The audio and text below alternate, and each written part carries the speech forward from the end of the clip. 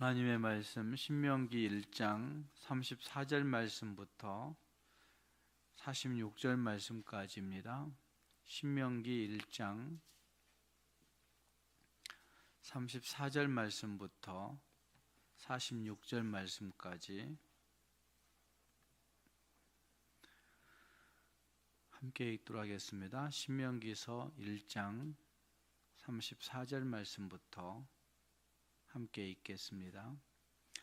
여호와께서 너희의 말소리를 들으시고 노하사 맹세하여 이르시되 이 악한 세대 사람들 중에는 내가 그들의 조상에게 주기로 맹세한 좋은 땅을 볼 자가 하나도 없으리라. 오직 여분네의 아들 갈렙은 온전히 여호와께 순종하였은즉 그는 그것을 볼 것이요 그가 밟은 땅을 내가 그와 그의 자손에게 주리라 하시고 여호와께서 너희 때문에 내게도 진노하사 이르시되 너도 그리로 돌아가지 못하리라. 네 앞에 서 있는 눈의 아들 여호수아는 그리로 들어갈 것이니 너는 그들을 담대하게 하라. 그가 이스라엘에게 그 땅을 기업으로 차지하게 하리라. 또 너희가 사로잡히리라 하던 너희의 아이들과 당시에 선악을 분별하지 못하던 너희의 자녀들도 그리로 들어갈 것이라. 내가 그 땅을 그들에게 주어 산업이 되게 하리라. 너희는 방향을 돌려 홍해 길을 따라 광야로 들어갈지니라 하시매 너희가 대답하여 내게 이르기를 우리가 여호와께 범죄하였사오니 우리 하나님께서 우리에게 명령하신 대로 우리가 올라가서 싸우리이다 하고 너희가 각각 무기를 가지고 경솔히 산지로 올라가려 할 때에 여호와께서 내게 이르시되 너는 그들에게 이르기를 너희는 올라가지 말라 싸우지도 말라. 내가 너희 중에 있지 아니하니 너희가 대적에게 피할까 하노라 하시기로 내가 너희에게 말하였으나 너희가 듣지 아니하고 여호와의 명령을 거역하고 거리낌 없이 산지로 올라가매 그 산지에 거주하는 아모리 족속이 너희에게 마주 나와 벌떼같이 너희를 쫓아 세일산에서 쳐서 호르마까지 이른지라. 너희가 돌아와 여호와 앞에서 통곡하나 여호와께서 너희의 소리를 듣지 아니하시며 너희에게 귀를 기울이지 아니하셨으므로 너희가 가데스에 여러 날 동안 머물렀나니 곧 너희가 그곳에 머물른 난 수대로니라. 아멘. 함께 읽은 이 말씀에는 가나안 땅 입성을 거부하는 이스라엘을 향하여 분노하시는 하나님의 모습을 담고 있습니다.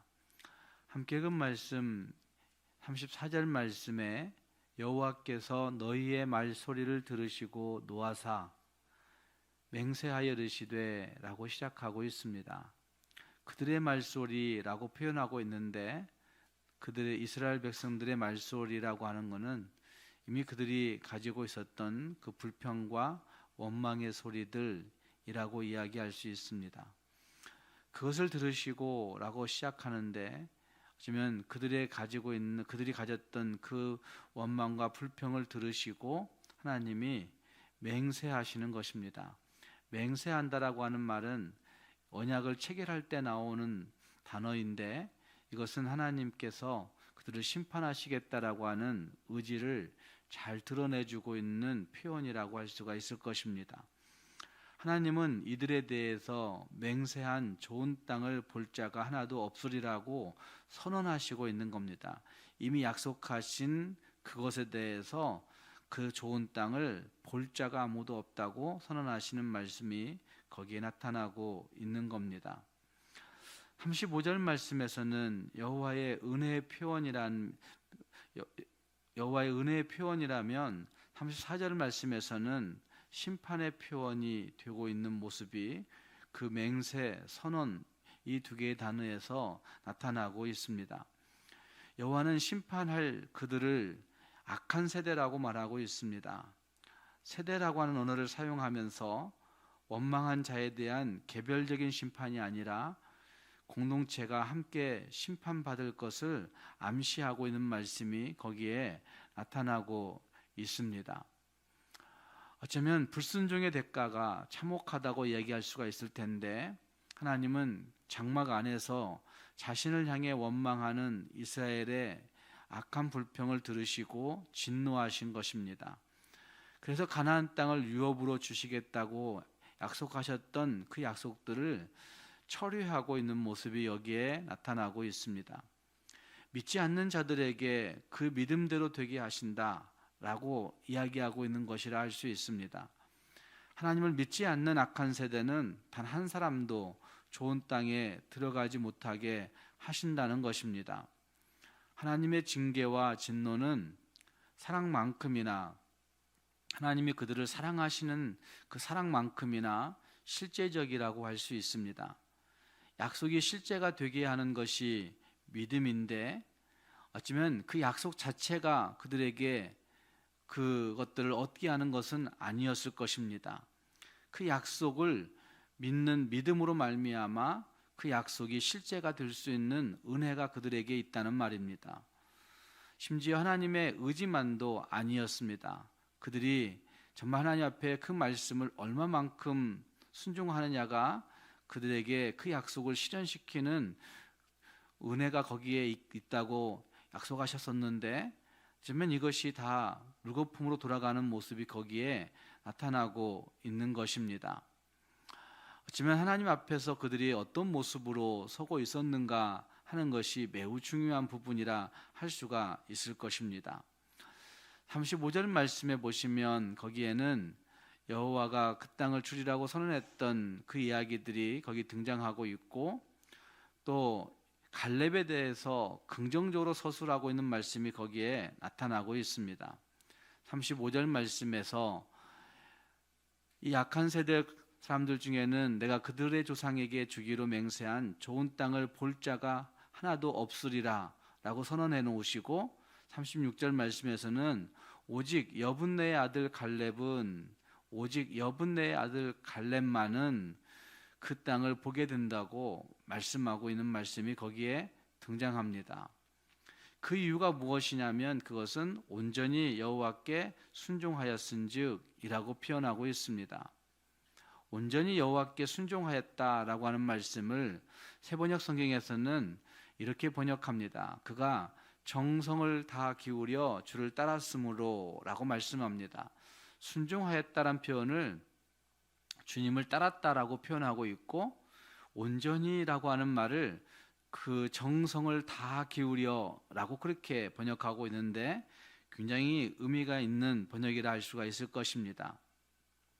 정성을 다 들여 주님을 따라가는 그 모습, 그것으로 말미암아 갈렙은 하나님께서 다 버리겠다 말씀하신데도 불구하고 그 땅을 얻게 된다고 말씀하시는 말씀이 여기에 등장하고 있는 것입니다.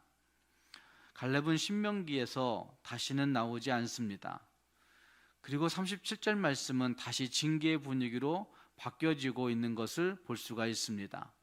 오직 갈렙만은 이라고 표현하고 있는 그 말씀이 하지만 갈렙에 대해서 굉장히 강조하고 있는 말씀이라고 보여지고 있고, 갈렙의 순종을 통하여 하나님 앞에 그 땅을 기업으로 다시 얻게 된다고 한 사실을 갈렙의 이야기를 소개하면서 말씀하고 있는 것입니다. 가데스 바네아에서 오로지 두 사람 갈렙과 여호수아만이 하나님의 약속이 반드시 이루어질 수 있음을 믿고 올라가서 차지하자, 그리고 순종하자 주장했던 것을 우리는 알고 있습니다. 그들의 주장, 그들의 선언은 거절당했지만 하나님께서 그들을 거절하지 않으셨던 것입니다.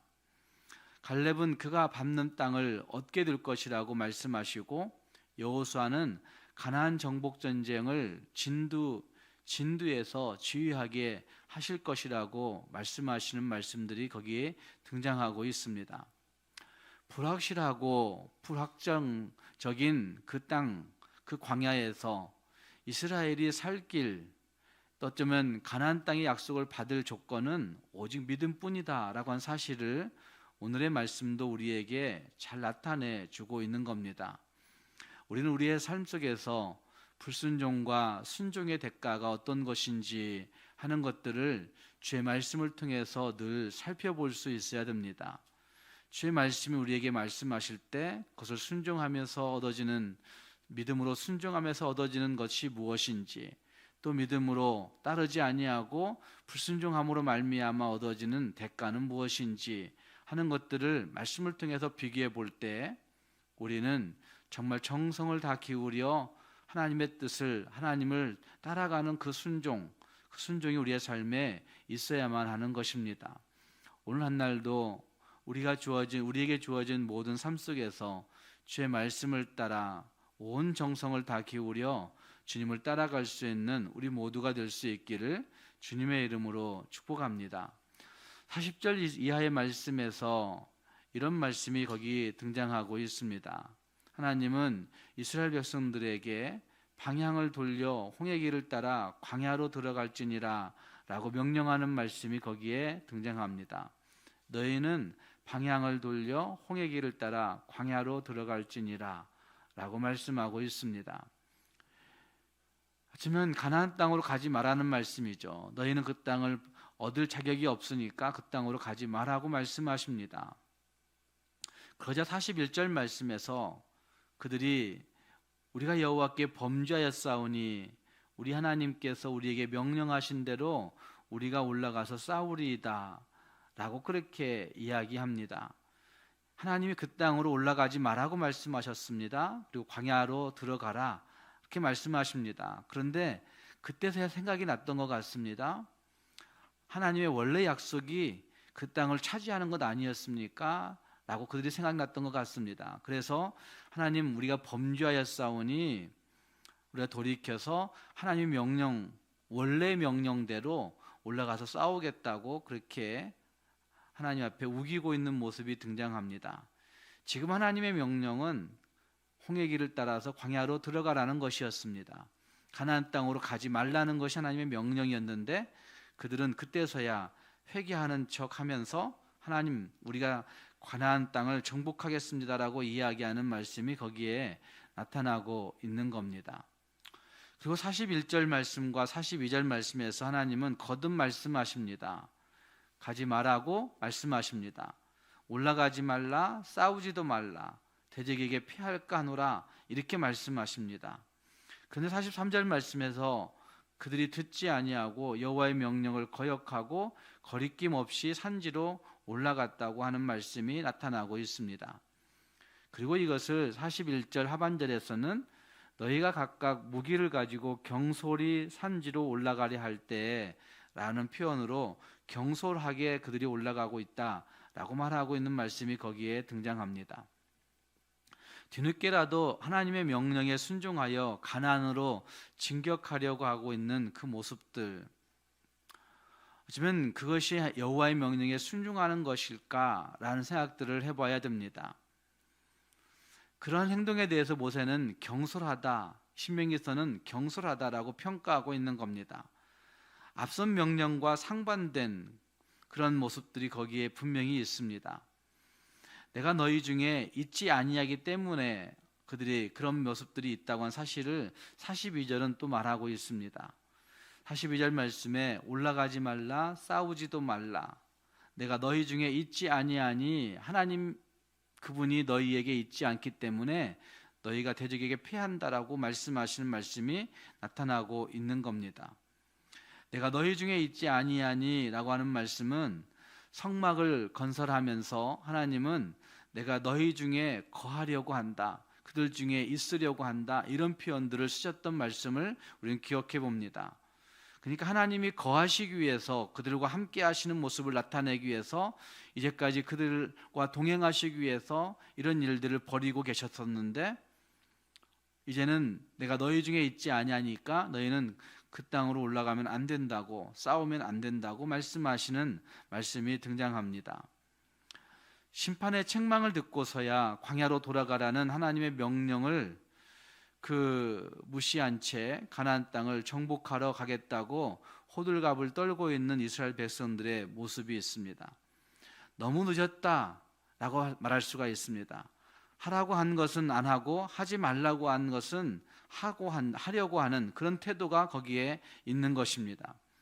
이것은 믿음이 아니라 만용의 모습이라 할 수 있을 겁니다. 하나님께 뭔가를 해드려서 감동시켜 보겠다, 하나님의 마음을 사보겠다 라고 생각하는 그런 모습, 교만한 모습이라 할 수 있을 것입니다. 그리고 그 결과는 처참한 패배였습니다. 스스로 앞당긴 심판의 집행이 그들의 모습 가운데 있다고 말할 수가 있을 것입니다. 순종으로 이어지지 않는 뉘우침은 회개가 아닙니다. 종종 우리는 회개라고 하는 것을 하나님 앞에 그냥 고백하는, 어떤 흐느끼고 감정적인 격함으로 하나님 앞에 고백하는 그것을 회개라고 생각하지만, 사실은 성경 역사에 보시면 그런 것이 회개가 아님을 분명하게 말씀하는 구절들이 여기 신명기에서도 등장하고 있고 사사기에서도 등장하고 있는 것을 볼 수가 있습니다. 어쩌면 심지어 하나님은 쓰라린 패배를 당한 이스라엘 백성들의 울부짖음을 외면하고 있는 모습도 나타나고 있습니다. 그들의 하나님 되기를 거부하시고 있는 것 같은 그런 모습이 있습니다. 유급할 때만 찾는 하나님, 살만하면 다 잊혀지는 하나님, 어쩌면 자기들의 필요할 때만 찾아 하나님을 이용하려고 하는 그들의 태도들을 하나님은 이미 다 알고 계셔서 하나님은 그들을 거부하고 있는 모습이 여기에 나타나고 있는 것입니다. 이것을 볼 때 하나님도 하나님 노릇 하시기를 포기하실 때가 있구나 라고 하는 사실들을 볼 수가 있습니다. 어쩌면 포기하시는 것이 아니라 하나님의 하나님 되심을 그들에게 나타내지 않으시려고 하는 그런 모습이 거기에 있는 것까지 보여진다는 말입니다. 사랑하는 여러분, 경솔함의 대가가 너무나 크게 다가오는 본문이 신명기서 1장의 후반부라고 할 수가 있을 것입니다. 오늘 우리는 함께 그 말씀을 통해서 불순종과 순종의 대가도 비교해 볼 수 있고 경솔함의 대가도 비교해 볼 수가 있습니다. 하나님 앞에서 우리가 어떤 모습의 사람들이 되어 있는지 다시 한번 뒤돌아보면서 하나님께 통곡하고 회개하는 것 같지만 그것이 하나님 보시기에 경솔함이라고 한다면 하나님은 우리의 기도에, 우리의 회개에 귀 기울여 듣지 아니하신다는 사실들을 기억하면서 정말 믿음으로 온전하게 순종하고 정성을 기울여 그분을 따라갈 수 있는 그런 삶이 우리 모두에게 있기를 주님의 이름으로 축복합니다. 기도하겠습니다. 말씀을 생각하시면서 같이 기도할 수 있기를 바랍니다. 하나님 앞에서 우리는 항상 기억해 보아야 됩니다. 하나님이 우리에게 약속하신 말씀을 우리가 얼마만큼이나 신뢰하고 그리고 정말 정성을 기울여 따르고 있는가 하는 것들을 늘 돌아보아야만 합니다. 하나님, 우리가 하나님 앞에서 그 말씀을 정말 온전히 신뢰하고 온전히 따를 수 있는 주님의 사람들이 되게 해주십시오. 기도할 수 있기를 바랍니다.